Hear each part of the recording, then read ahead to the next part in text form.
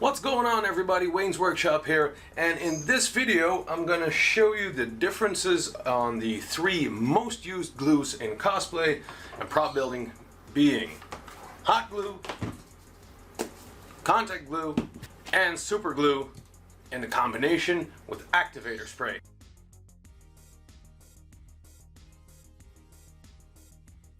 So first off, mostly everybody's first type of glue they use, I know it was for me at least, is the glue gun with glue sticks, hot glue sticks.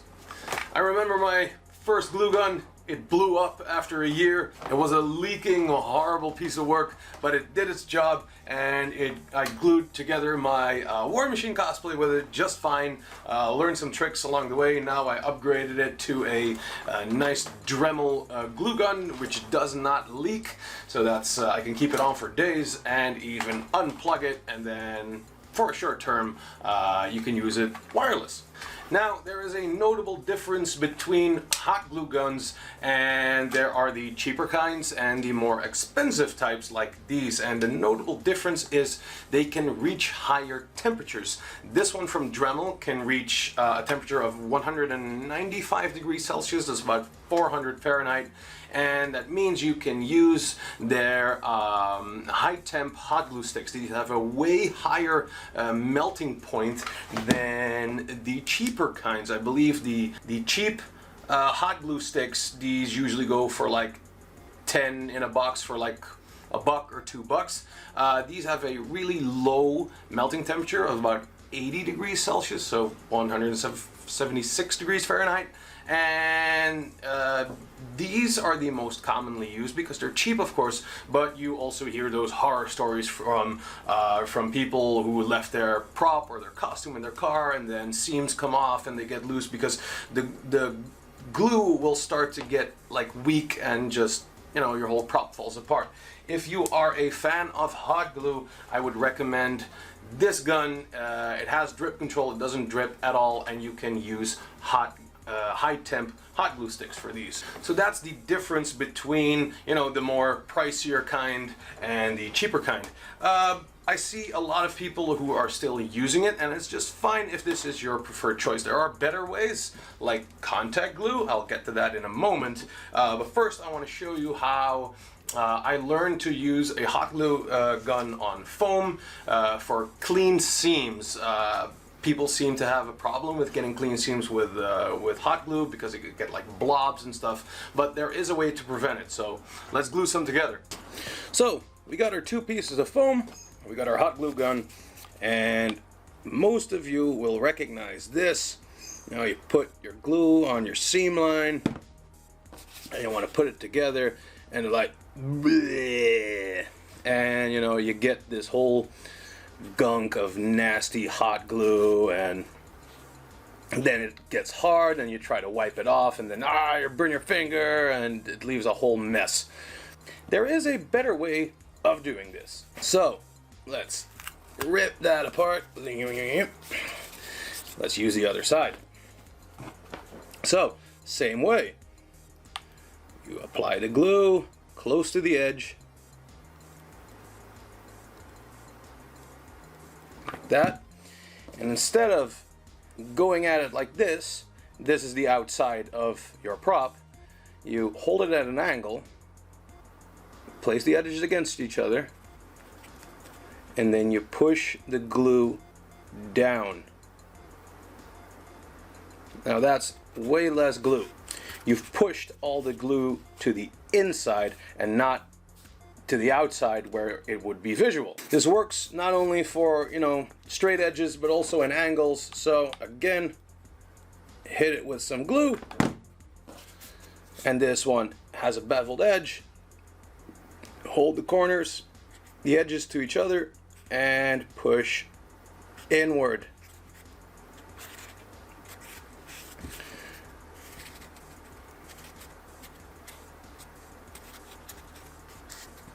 And there we go, hot glue and a clean, tight seam.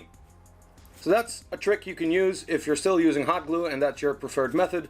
Another trick for hot glue, and a lot of people still do this, including me. If you have a piece of your armor and you know that it's going to be under a lot of stress, many of us apply another line of hot glue on the inside of the seam so that that seam will get way tougher. Now, this is a big blob of hot glue, and this is also the high temp hot glue, so this is really hot now, and you'd have to wait a long time before this is cool, and you might burn yourself. So what you can do is buy one of these cheap air duster cans, hold it upside down, and if you spray, you get a cryogenic effect, and you spray that on,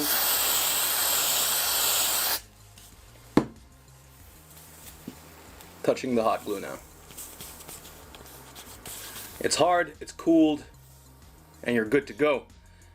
It does leave a little bit of a wet mess, but if you blow it, it goes away. So that's another trick you can do for hot glue. Now we're going to move to my favorite one, contact glue. And a lot of it.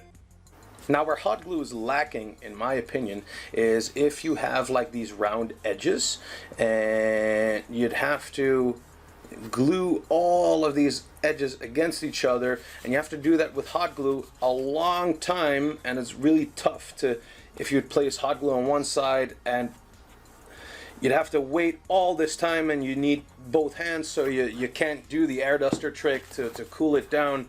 So you need something that's a lot stronger. Enter contact glue.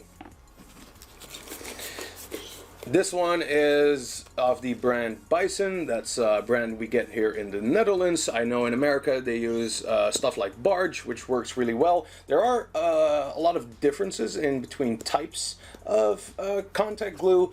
This is a universal one. There is also a gel one, and that's used a lot in vertical surfaces. I don't like the gel version because it's really thick, and that's not what we want. We don't want thick stuff because we want crisp seams, so stay away from the gel.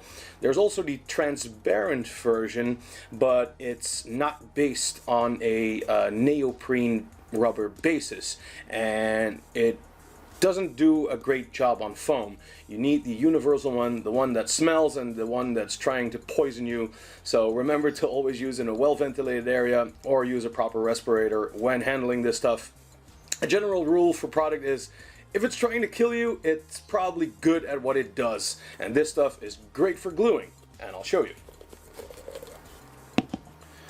This one comes with a brush, and as you saw, I also have a big 2.5 liter container to refill this one. So, same as hot glue, you would cover this whole line that needs to be glued. But the difference in hot glue is you need to glue the other one as well. As the name suggests, it's contact glue. And once this stuff dries for about 5 minutes and you make contact with each other, it becomes a really, really tight bond. Don't forget to close it up when you're done because this stuff does dry out. Now we wait for about 5 minutes for this stuff to dry a bit and get tacky. You don't have to wait 5 minutes every time and doing nothing. You could sort your parts together and, work in segments. So while this stuff dries, you apply glue to 2 other surfaces, and when you're done with that, maybe do another, and when you're done with that, you come back to this one and glue this to each other, and by the time you're done gluing this one, you go to your second one and your third, and so on and so on. So now it is nice, dry, and tacky, and here you can see the benefits of using contact glue over hot glue. As soon as you touch the two together and you start making your way to the other side, you can already see that this is already stuck. So once it makes contact and you apply pressure, it really bonds together, and then just shape it as you go all the way to the other end, and it will retain that round shape that you're trying to achieve. And personally, I cannot get this done with hot glue. And as you can see, it holds its shape just fine. You might get some, because this part is now under extreme tension, of course, and you can see it kind of split apart here. Maybe I didn't wait long enough, and I'm kind of rushing the video, but if you would have gaps in your foam seam lines, you can always use acrylic caulking to fill that right up, and it would be no problem at all. I always recommend filling up your seams because it just gives a nicer result. And then the last one is super glue. You know, the stuff that will never stick to anything but will always stick to your fingers once you touch it for a millisecond. I know some people that prefer this stuff over anything. It's not my preferred glue of choice for foam. It does work on foam, but I tend to use this stuff to glue down my LED strips on my foam, quick fixes and all of that stuff. I've used this stuff in my Iron Man helmet to glue down the nuts and bolts for my hinge system, and for stuff like that it works perfectly. But I'll show you on some pieces of foam that it does work for foam if you have nothing else at hand. So you take your two pieces of foam again. I'm going to wear gloves for this because reasons. You can use the tip to kind of spread your blobs of super glue around, and a thin layer goes a long way. Grab the other side. Only one side needs glue, of course, because this is super glue, and gently push it together. Now, this is the downside of super glue. It doesn't fix it right away. You need some pressure and holding it. So complex curves are also a real pain to do with super glue, and that's why I prefer the contact glue. But super glue does work. You should always have a tube with you if you're at a con. It's a lifesaver in most situations, and it does hold a really good bond. Now, at the beginning of this video, I showed you this stuff.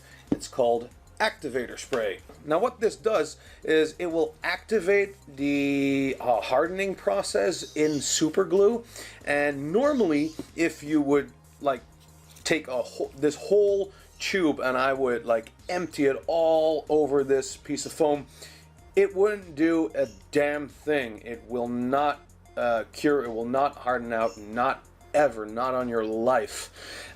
If you spray it with just a little bit of activator spray, it will completely harden out and you will get a big pile of hard glue. And I'll show you in an example here. Just like this. This will never cure. I got some running here. I don't want it on my cutting mat. So, grab the activator spray, and now it's on my cutting mat.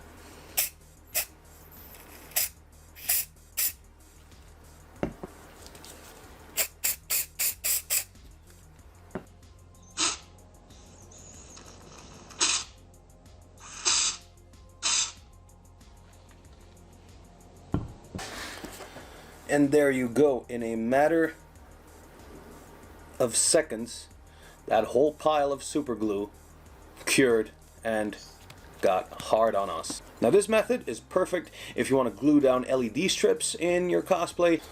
So we got a piece of foam here and we want to apply a LED strip. You grab your glue, put down a nice line of it, put this down, and if you press it, you know, always some glue will start sticking out. But the great thing about this activator spray is it will trigger the reaction. If you hit it on one side, it will trigger all of the super glue it comes into contact with, and in a matter of seconds this stuff is nice and secure. So I always have a can of this stuff lying around. It's perfect, it's cheap. This one only cost me $5, and this stuff will last a long time. So there you have it, a nice little breakdown of the 3 most common used glues in prop building and cosplay. There are loads of other glues like 2-part epoxy glue and all of that stuff, but as for the most common 3 ones, this was the breakdown of it. I showed you some tricks, like for hot glue, you can use upside down air duster to increase the cooling process, and for super glue, you can use activator spray to speed up the hardening process. But out of these three, I still think contact glue is the king of glues in cosplay. But having these two around is never a bad idea.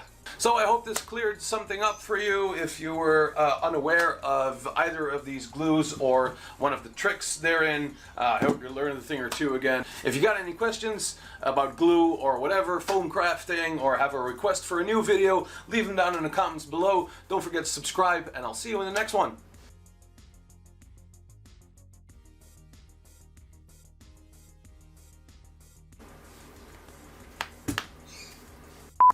Being hot glue, contact glue, and activator spray, and fuck.